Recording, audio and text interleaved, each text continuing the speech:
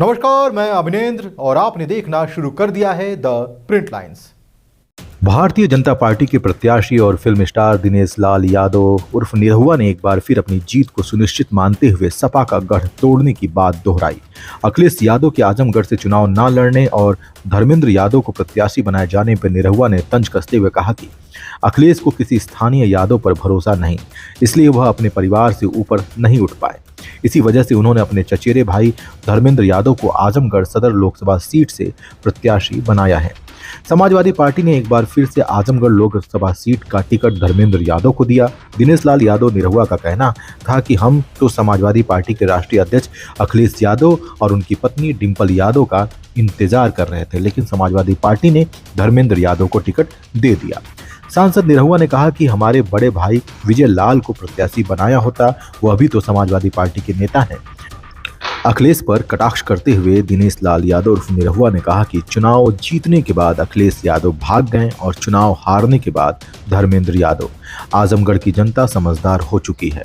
हम 2019 लोकसभा में चुनाव हारे तब भी आजमगढ़ में थे और 22 में चुनाव जीते तब भी आजमगढ़ में हैं और आगे भी आजमगढ़ में ही रहेंगे। जनता तो यही कह रही है कि एक भाई जीत के भाग गया, एक भाई हार के भाग गया। 22 के बाद कभी धर्मेंद्र यादव आजमगढ़ दिखे तो थे नहीं। हम लोग 19 में हारे थे तो भी यहीं आजमगढ़ रह के काम कर रहे थे और 22 में जब जीते तो उसके बाद भी यहाँ रह के काम किए। तो अभी तो हमको 1.5 साल ही मिला था, उसमें हम जितना कर सकते थे किए। अब जब 5 साल के लिए अवसर मिलेगा तो हम लोग और ज़्यादा काम करेंगे। सर 1.5 साल पहले ही लड़ाई हुई थी उनसे, अब फिर मैदान में है, तो ऐसे में क्या लग रहा है उस लड़ाई और इस लड़ाई में कितना फर्क रहने वाला है?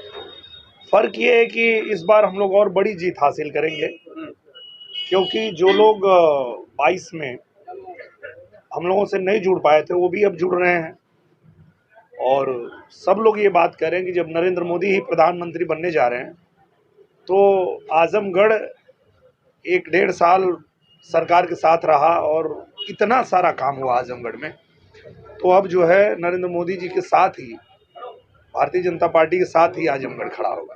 सर विपक्ष के लोग लगातार निशाना साधते रहते हैं यहाँ पर, वैसे में कह रहे हैं कि वादे दावे बहुत करते हैं लेकिन धरातल पर कुछ होता नहीं। तो ये तो हम अपना 1.5 साल का रिपोर्ट कार्ड देते हैं, ये लोग अपने 50 साल का रिपोर्ट कार्ड हमको दें कि आजमगढ़ में 50 साल में लोग क्या किए और हम 1.5 साल में क्या किए हैं, हमसे ले लीजिए। और ये कोई छुपा थोड़े है। अगर रासेपुर तितरा का मार्ग बना है तो बना है, रौना पार बिलरियागंज मार्ग बना है तो बना है, एयरपोर्ट का उद्घाटन हो गया तो वहाँ से जहाज शुरू हो गई, विश्वविद्यालय बन के खड़ा हो गया है, संगीत महाविद्यालय बन गया है। वो सारा काम जो हम कहते हैं कि हम लोग कराए हैं वो धरातल पे आया है तब तो कह रहे हैं।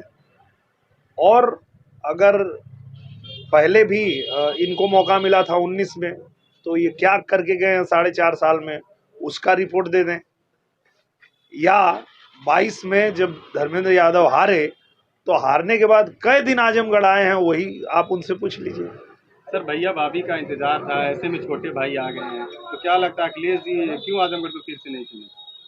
क्योंकि अखिलेश यादव जी को ये बात बहुत अच्छे से पता है कि अगर बसपा का गठबंधन 19 में नहीं होता तो अखिलेश यादव जी 19 में ही हार गए होते। तो उनको ये साफ पता है कि अब आजमगढ़ आएंगे तो हार जाएंगे, तो इसलिए वो नहीं आए।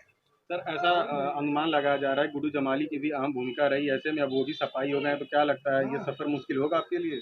एक व्यक्तिगत किसी के जाने से कोई फर्क इसलिए नहीं पड़ता है कि अगर बसपा पूरा गई होती, बसपा के साथ हुआ होता गठबंधन तो लगता कि हाँ भाई वो मजबूत हो गए। सिर्फ गुड्डू जमाली के जाने से तो कोई फर्क नहीं पड़ेगा। पर हमारे डम्पी आने वाले हैं तो उससे आपको कितना असर पड़ेगा? मुझे लगता है कि हर पार्टी अपना प्रत्याशी उतारती है और सब लोग जीतने के लिए लड़ते हैं और हम लोग भी जीतने के लिए ही लड़ रहे हैं और इसलिए लड़ रहे हैं कि हम जो है जीत करके और प्रधानमंत्री जी के साथ आजमगढ़ को लेके चलें। और जो पूरा देश इतना तेजी से विकास कर रहा है तो हमारा आजमगढ़ भी उसी तेजी से आगे बढ़े। आज देखिए प्रधानमंत्री जी के वजह से ही हमारा जो आजमगढ़ का रेलवे स्टेशन है वो एकदम उसका सुंदरीकरण हो रहा है, बढ़िया बन रहा है। एयरपोर्ट जो है वो प्रधानमंत्री जी जब आए थे आजमगढ़ तो उन्होंने मेरा हाथ पकड़ा और कहा कि ये तो अंतर्राष्ट्रीय हवाई अड्डा पास हुआ था ना। तो हमने कहा जी। तो उन्होंने कहा कि इसको बनवाओ जल्दी, और यहाँ से जो बड़ी बड़ी उड़ानें हैं वो देश के हर हिस्से में होने लगे, तो वो भी करने के लिए हम लोग मैदान में हैं। तो हम लोगों को सरकार के साथ रह के काम करना है, और ये बात आजमगढ़ की जनता भी अच्छे से जान गई है कि अगर हमें आजमगढ़ को चमकाना है तो सरकार के साथ ही रहना है। और इसमें कोई इफ बट नहीं है कि 400 सीट जीतकर नरेंद्र मोदी जी तीसरी बार प्रधानमंत्री बनने जा रहे हैं।